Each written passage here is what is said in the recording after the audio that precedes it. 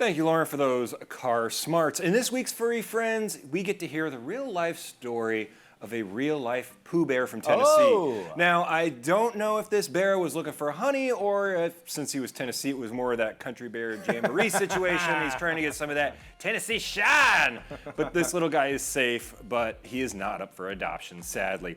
In reality, it was a pet food feeder that he got caught in, but this bear cub near Chilhowee Lake got its head stuck inside the plastic container for nearly 2 months before being rescued and freed. A resident near the lake first reported the cub's problem back on August 14th. It took biologists nearly 2 months to catch the cub. Luckily, the cub did not have any abrasions from the container and was in decent shape aside from his ears being smashed down. Wow. The cub, named Juggles, is recuperating at a rehabilitation center, and they say he's eating well, taking his meds, and is on the mend, and he is sleeping in his bed. Now, this is the winter, so as we head more into the cold months, the bears are out trying to get more food and get ready for hibernation. So to keep them from getting in trouble and getting through your stuff, make sure you secure your food, your garbage, and all your recycling outside. Most communities now, if they know they have a bear problem, have trash cans they will give you with a bear lock on them.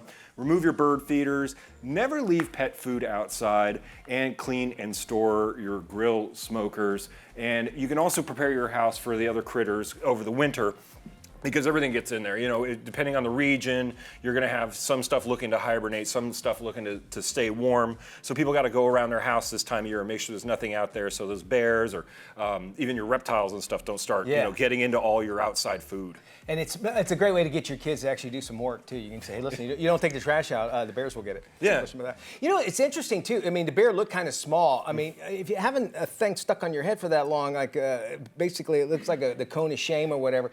I mean, wouldn't be able to eat. Well, luckily, you know, they can store up food. That's what they do, and he was okay, and they said he was not too malnourished. You could tell he was skinnier. Yeah. And what they were worried was his family kind of leaving him behind and taking off if he couldn't keep up. They actually had to dart him out of a tree, which they don't like to do, but when they finally got the opportunity and saw him, they took the opportunity. I'm surprised they didn't go with Jughead instead of Jughead. That would have been a good one. From Archie and But we've seen it where bears are just getting pushed out of their habitats and having to find food. I mean, we live in a metro area, and they're showing up at areas where you're like, there's a bear out there, and they're getting hit by cars. You know, and it doesn't really, until you hear like happen to cats and dogs, you don't seem to happen. And just yesterday morning, I was reading an article, same exact thing happened to this dog that had put his head in like one of these Cheeto bowls, similar to what that was.